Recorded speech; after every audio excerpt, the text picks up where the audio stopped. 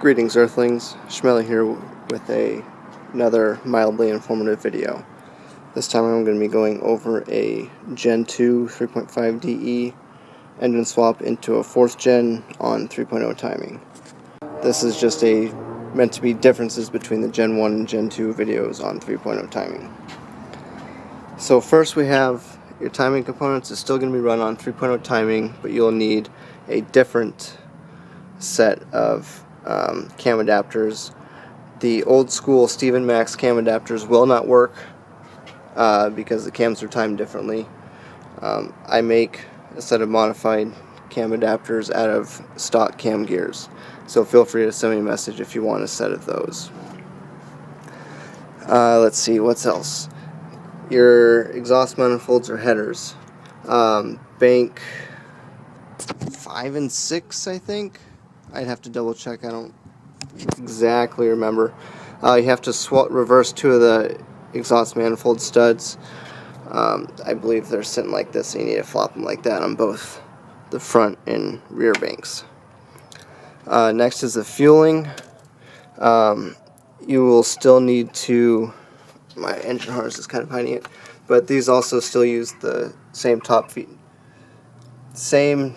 injector clip. These injectors flow a little bit more and have better atomization than the Gen 1 DEs.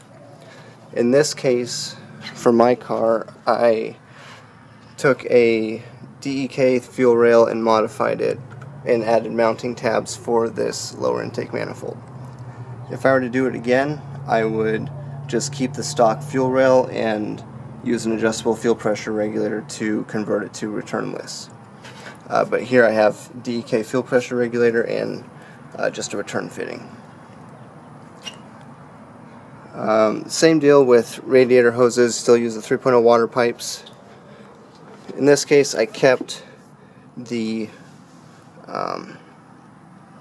Gen 2 DE thermostat.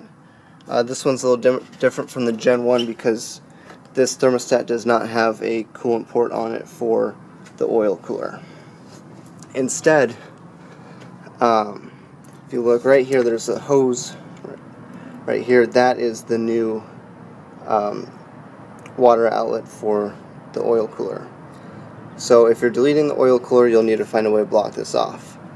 I initially ghetto rigged it by sticking a spark plug and a little hose on there. That's the correct diameter for that hose. Not ideal, but it works. I'm working on making a block-off plate, and I need to install it on my car and test it before I start trying to sell it. Let's see. So that's your coolant system, and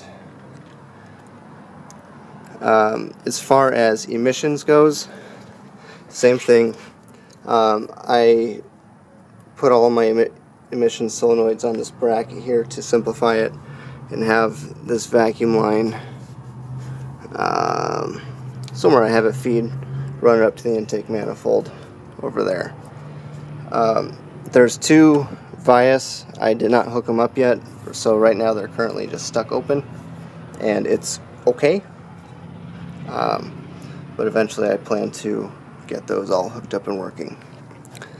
Next is the throttle body. You will still need to somehow run a cable-driven throttle body.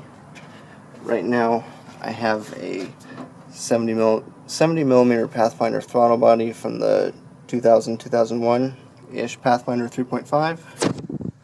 I have my own custom throttle body adapter and throttle cable bracket. These ones were just made out of mild steel, and even here in Arizona this crap still rusts.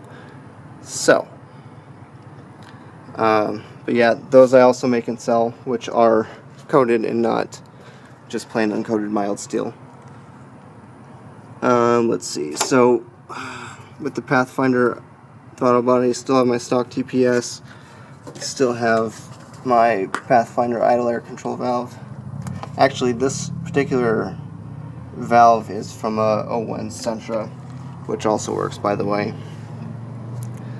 Let's see. And I still have my evap solenoid hooked up. I don't think you can see it. It's way down there, bolted onto the head, and it runs up to the manifold right here. I think that is the main differences. Hopefully this is helpful. Thanks for watching.